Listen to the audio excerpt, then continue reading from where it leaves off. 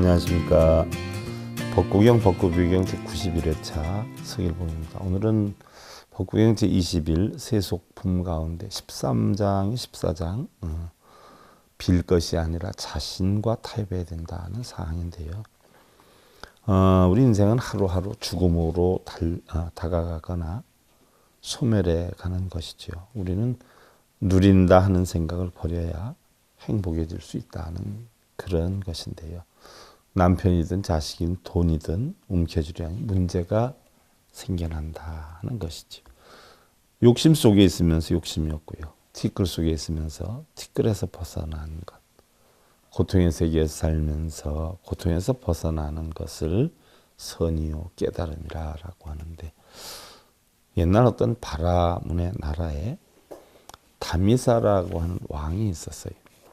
그 왕은 96종류의 외도를 섬기다가 하루는 갑자기 선심을 내서 큰 보시를 행하려고 했죠.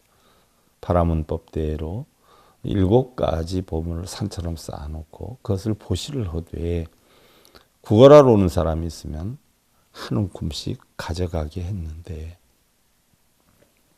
여러 날을 지나도 그 보물더미는 줄어들지를 않는 것이었어요. 부처님께서는 그 왕이 전생에 복을 지었기에 제도할 수 있음을 아시고서는 어떤 범죄의 모습으로 변해서 그 나라로 가자 왕이 나와서 물었어요.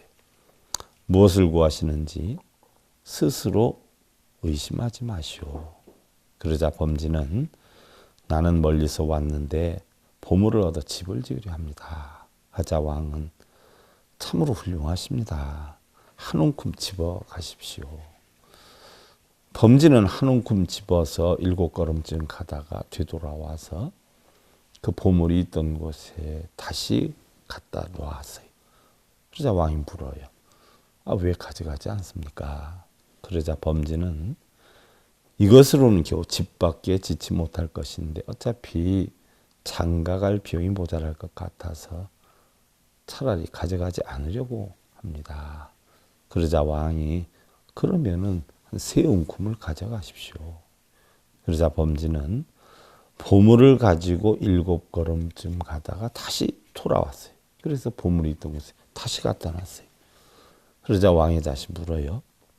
왜 또 그러십니까? 그러자 범지가 이것으로 장가가기엔 충분하지만 농지와 종 그리고 소와 말이 없는데 계산해 보니 이것으로는 도저히 부족할 듯합니다. 그래서 차라리 단념하기로 했습니다. 라고 이야기를 해요. 그러자 다시 왕은 그러면 한 7움큼 더 가져가십시오. 그러자 범지는 보물을 가지고 다시 7걸음쯤 가다가 다시 돌아와서 다시 보물이 있던 곳에 갖다 두었어요. 왕이 다시 물어요. 왜 그러십니까? 그러자 범지는 만일 사내나 계집애를 낳으면 또 그것들을 장가나 시집도 보내야 되는데 기륭사에 쓸 비용이 부족합니다. 그럴 바에 차라리 그냥 가져가지 않는 것이 나을 것 같습니다. 라고 이야기를 해요. 그러자 다시 왕이 말을 하지요. 그러면 이 쌓아둔 보물을 전부 다 드릴 테니까 다 가져가십시오. 범지는 그것을 받았다가 다시 또 되돌려 주었어요. 왕은 매우 이상히 여겨서 그 일을 믿자 범지는 원래 구걸을 하러 온 것은 생활에 필요한 것을 구하려고 한 것이죠. 그런데 사람의 목숨을 생각해 보면 세상에 얼마 살지 못하고 만물은 덫이 없어 아침 저녁을 보전하기 어렵죠.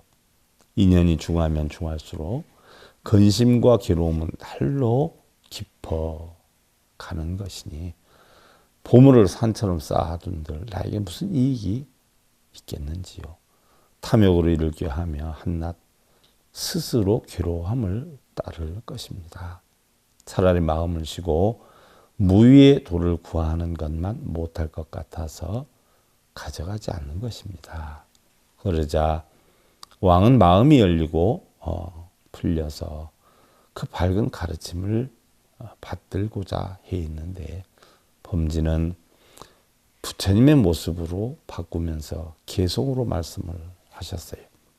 수다 적진보 숭고 지우천이요 여시만세간 불여 견도적이라. 비록 온갖 보물을 많이 쌓아 그 높이 하늘에 닿을 만하고 이렇게 온 세상을 가득 채운다 해도 도적을 깨닫는 것만 못하리. 불선 상여선 에여 사무에요 이고 위악상 광부위 소염이라. 착하지 않으면서 착한 체하고 애욕이 있으면서 없는 체하고 괴로우면서 즐거운 체하는 것 미친 사람의 행동이니 싫어야 한다라고 했는데, 편안함을 바라한다면 세상과 타협할 것이 아니라 자기 자신과 타협을 하고 누구에게 빌어서 만들 것이 아니라 스스로 헛된 욕망을 제어해서 스스로 올바른 의지와 노력으로 만족되는 삶을 만드시기 원드리면서요. 법구경, 법구비유경 제91회차 서기를 보냈습니다. 감사드립니다.